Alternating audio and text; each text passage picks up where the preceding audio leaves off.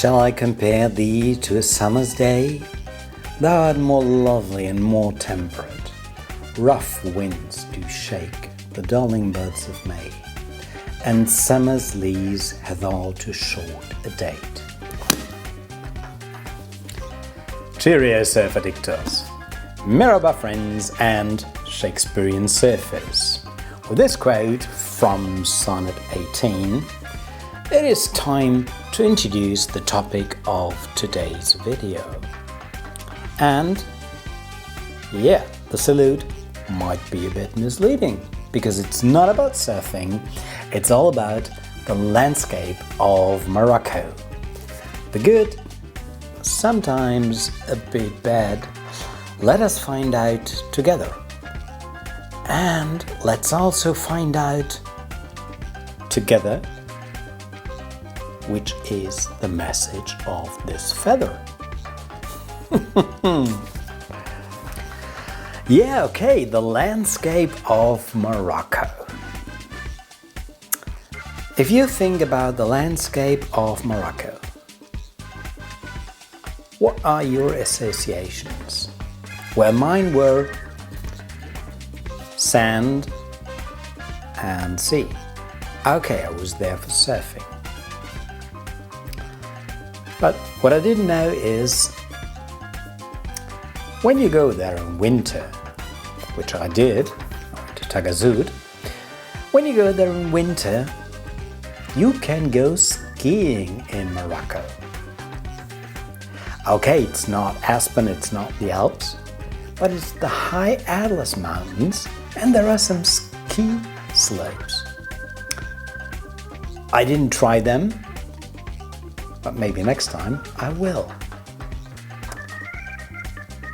Another thing that is not present in the minds of many people when they think of Morocco is there is an industrial landscape, such as, for example, take Casablanca. Yeah, Casablanca, which gave the name to the famous movie with Humphrey Bogart, and is one of the largest harbors, one of the largest ports in Africa. Just another type of landscape. So what I want to tell you is the variety of landscapes, of zones, of climate zones in Morocco is vast. Yeah, talking of climate, it goes from mild Mediterranean climate to arid desert-like climate. In summer it can get really, really hot, up to 50 degrees and more in the desert, and up to 40 degrees on the beaches. In winter, and that's when I was there, temperatures are pleasant, mild, something around 20-25 degrees or so. Yeah, as I told, I didn't go there for skiing, and I did go to Casablanca, so it's all stock footage. As I went to Taghazout and wanted to experience the, let's say, surf culture of Taghazout and the surrounding region. But I also get a good impression about, this particular part of the landscape of Morocco. Taghazout is a former fisher village that in the 60s and 70s of the last century was discovered by surfers because it offered ideal surfing conditions. And so the village grew and grew and grew. And to be honest, it is not particularly beautiful, but it is vivid. You feel energy, you feel spirit, and you feel things changing, and that's a feeling that you get all over Morocco. The country is developing, it's growing. There is construction work almost everywhere. You see streets being created, channels being digged, stadiums being constructed. And that is the reason why all this construction work is on right now, because Morocco will be one of the hosts of the World Football Championship in, I don't know, it's 2026 or 2030 or something. But the country is preparing for this special event, is preparing to host thousands and millions of people from all over the world. That's why there is much construction work going on right now. But let's come back to the, let's say, traditional landscape. I was lucky because my apartment was more or less on the beach of Taghazout. So every morning when I woke up, I looked at the landscape or seascape and I saw the fishermen coming back from their trip to the sea. And they delivered fresh fish every morning, which was gorgeous to look at.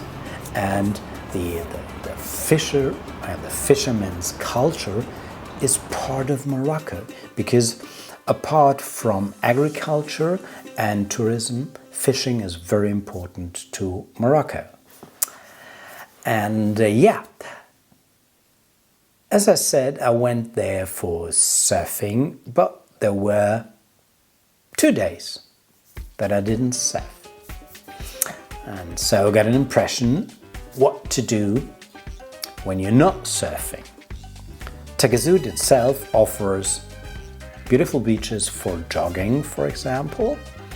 And if you go up hills and overlooking the city and the coast, there is a nice skate park, and you can go there in the evening, watch the skaters, and just enjoy the sunset, which I did several times. Another day, because as you might have seen in a video before this one, I hurt my wrist, so I said, okay, let's stop surfing just for 1 day. And Nabil, my surf teacher, who, by the way, also rented me this beautiful apartment, Nabil and I decided to go into the mountains and to visit a place called Paradise Valley. A beautiful place, and that's when the feather comes into play. This is the feather. It takes about an hour to get there, drive through increasingly mountainous areas, increasingly dry areas, and I think it was about 40 minutes or so that we stopped near a small river and we took a look at some really beautiful water birds. I also had the chance to collect this feather. No, I didn't rip it off from a bird, it was just lying there in the sand. Then we continued our journey towards Paradise Valley. The name tells the story. It is a gorgeous place.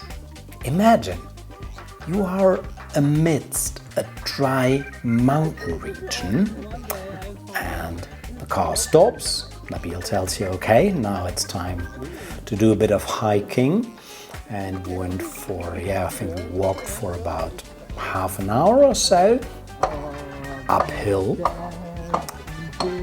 to take a look at downhill a paradise.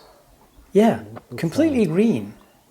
Palms, trees, bushes, everything. And that is Paradise Valley. Where you least expect it, it gets so beautiful.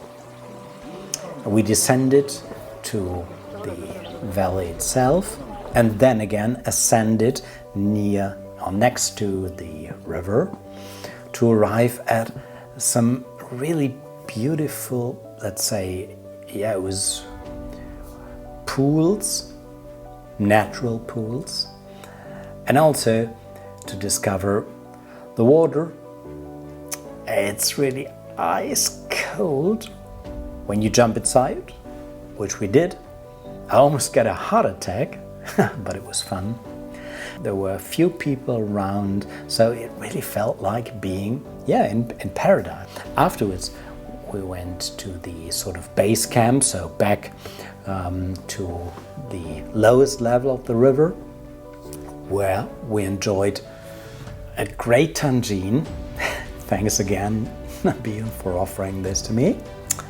And we sat there around with some cats, and it was a really relaxed place. If you ever go to Morocco, go to Paradise Valley near Taghazout. One thing that, I don't want to hide, because it would be unfair. Even in paradise, there is pollution. You will find pollution, for example, on beaches, because plastic bottles, they are transported by the waves, plastic bottles that are thrown away all over the world, and they arrive at some beach, also in Morocco. There are surf schools which in the morning they collect the garbage, the plastic bottles and everything on the beaches, which is, I think, a great way to contribute to cleaning the planet.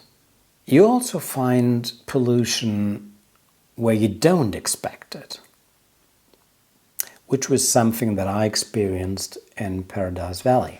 I was a bit shocked because I had to pee, so I left the trail, and just around the corner I found things that have been thrown away. Maybe this is a question of, let's say, generations, because the older generation, they are not so environmentally conscious. Whereas in Morocco, younger people, they know that it is all about their future. So they care about the environment. Let's not be hypocritical. In Germany, in Europe, we throw away so many things. And some of the things that cannot be recycled, they are shipped to Africa. And they end up in countries like Morocco. So, let's do our best not to pollute, neither at home nor in Morocco. Because Morocco and the landscape is beautiful.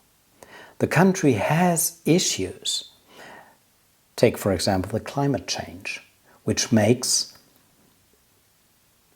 the rainfalls decrease, which makes the country more and more arid, and which is a threat to the agriculture, to the fishing, and also to the tourist business. Nonetheless, what I experienced is the country has so much to offer when you go there as a conscious tourist. You can go surfing,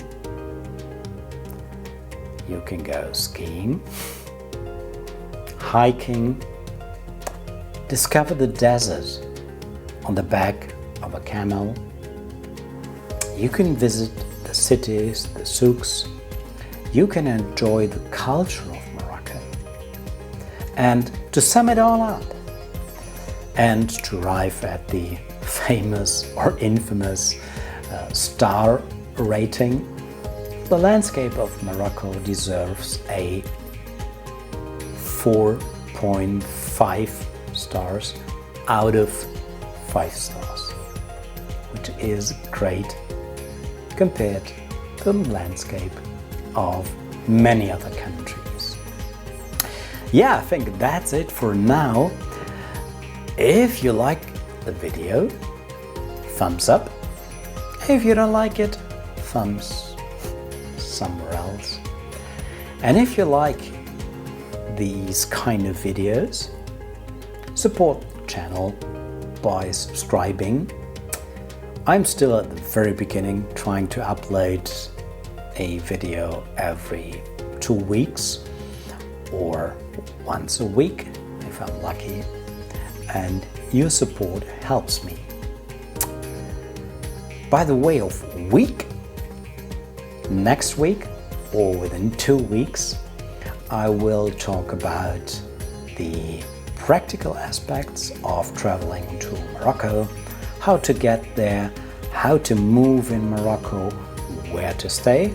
I was lucky, I stayed in Nabil's apartment. What is the cost of living, and all these sort of practical aspects. Okay, that's it for now, together with the feather. And I wish you all the best, and let me salute you. Cheerio, surf addictors. Stay tuned.